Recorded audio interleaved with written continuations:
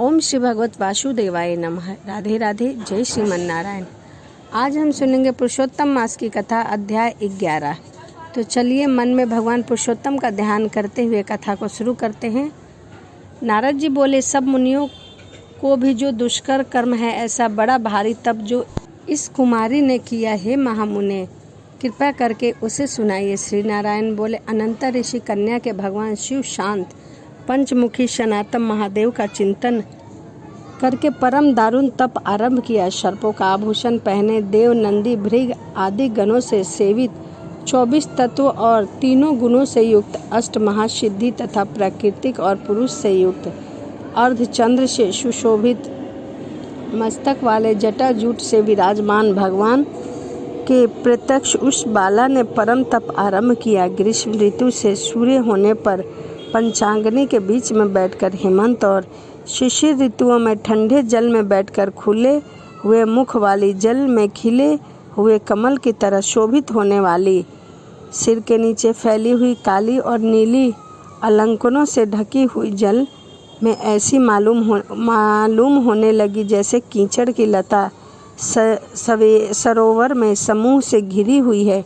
शीत के कारण नासिका से निकलती हुई शोभित धूम राशि इस तरह दिखाई देने लगी जैसे कमल में मकरंद पार करने ब्रह्म पक्ति जा रही हो। वर्षा काल के आसन से युक्त चौतरे पर बिना छाया के सोती और वह सुंदर अंग वाली प्रातः साय धूम पान करके रहती। उस कन्या के इस प्रकार के कठिन तप को सुन कर इंद्र बहुत चिंतित हो गए। सब देवताओं ने दुर्योधन और ऋषियों के अस्पर्शनीय उस ऋषि कन्या के तप में लगे रहने पर, हे नृपनंदन, हे क्षत्रिय भूषण, 9000 वर्ष व्यतीत हो गए।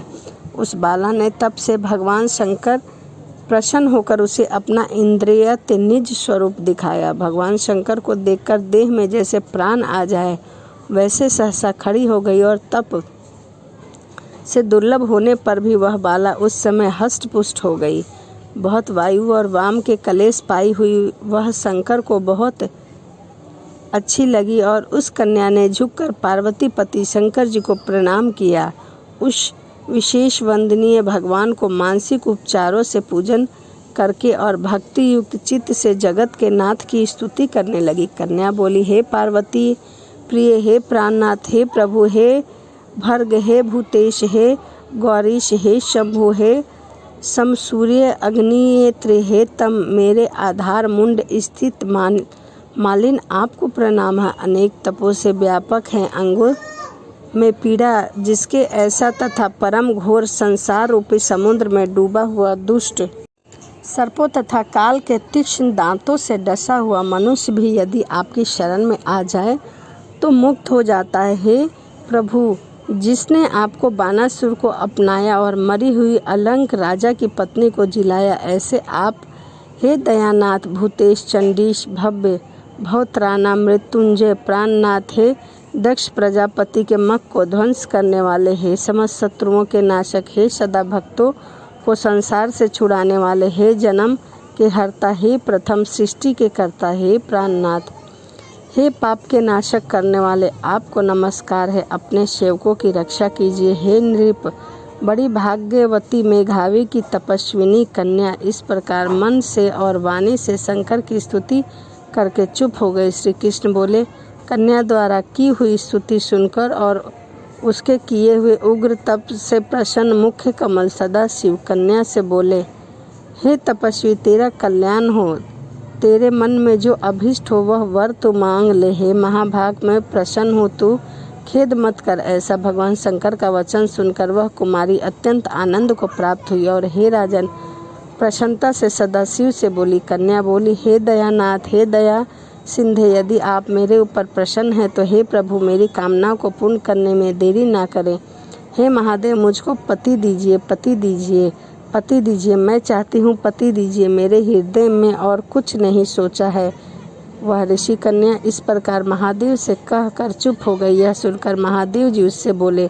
शिव बोले, हे मुनि कन्या, तुझे जैसा अपने मुख से कहा वैसा ही होगा, क्योंकि तूने 5 बार पति मांगा है। अतः हे सुंदरी, तेरे 5 पति होंगे और वो 5 वीर, सर्वदा वेता, सज्जन, सत्य पराक्रमी, यज्ञ करने वाले, अपने गुणों से प्रसिद्ध, सत्य प्रसिद्ध, जितेंद्रियां, तेरा मुख देखने वाले सभी क्षत्रिय और गुणवान होंगे।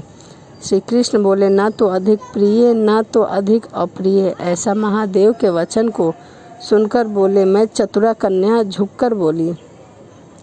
बाला बोली, हे गिरजाकांत, सदाशिव संसार में एक स्त्री का ही पति होता है, अतः 5 पति का वर देकर लोक में मेरी हंसी कराई जाएगी। एक स्त्री 5 पति वाली न देखी गई है और न सुनी गई है। हाँ, एक की 5 स्त्रियां हो सकती है। हे शंभु, हे कृपा निधान, आपकी सेविका मैं 5 पति वाली कैसे हो सकती हूँ? आपको मेरे लिए ऐसा कहना उचित नहीं है। आपकी सेविका होने के कारण जो लज्जा मुझे हो रही है वह आप अपने को ही समझिए। कन्या का यह वचन सुनकर शंकर जी पुनः उससे बोले। शंकर जी बोले, हे भीरु, इस जन्म में तुझे पति सुख नहीं मिलेगा। दूसरे जन्म में जब तू तपोबल से बिना योनि के उत्पन्न होगी तब पति सुख को भोग कर अनंतर परम पद को प्राप्त होगी। क्योंकि मेरी प्रिय मूर्ति दुर्वासा का तूने पहले ही अपमान कर दिया है। हे शुभ्र, यह दुर्वासा यदि क्रोध करे तो तीनों भुवनों को जला सकता है। सो तूने अभिमानवश महातेज का मर्दन किया है।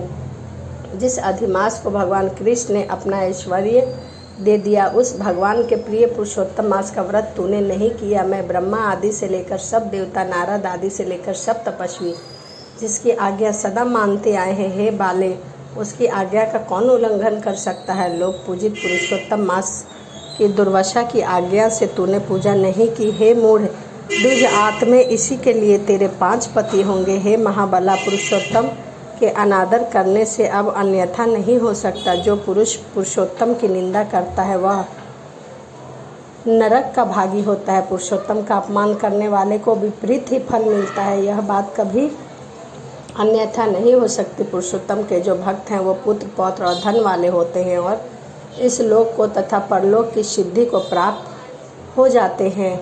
और हम सब देवता भी पुरुषोत्तम की ही सेवा करते हैं। जिस पुरुषोत्तम मास में व्रत आदि से पुरुषोत्तम शीघ्र ही प्रसन्न हो जाते हैं, उस सेवा करने योग्य मास को हे सुमध्य हम लोग कैसे भजे? उचित और अनुचित विचार कर चर्चा करने वाले अतः अनुकरणीय जो मुनि उस अति उत्कृष्ट श्रेष्ठ तपस्वी पुरुषों का वचन कैसे मिथ्या हो सकता है?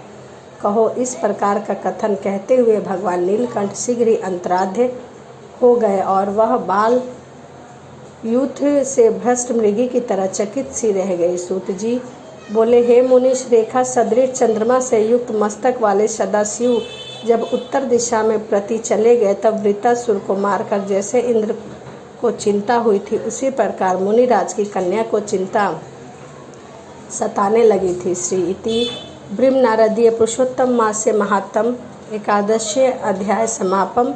श्री शरणम। यह पुरुषोत्तम मास की कथा महात्म अध्याय 11 था। इसमें आपने दुर्वासा ऋषि की बेटी जिसने तपस्या की थी भगवान शिव की, और भगवान शिव ने उन्हें क्या वरदान दिया इसके बारे में आपने सुना। यही जो दुर्वासा ऋषि की पुत्री है, यही अगले जन्म में कुंती का अवतार लेती है। तो चलिए इसी के साथ वीडियो को समाप्त करते हैं और मिलते हैं अगली वीडियो में। राधे राधे। जय श्रीमन नारायण।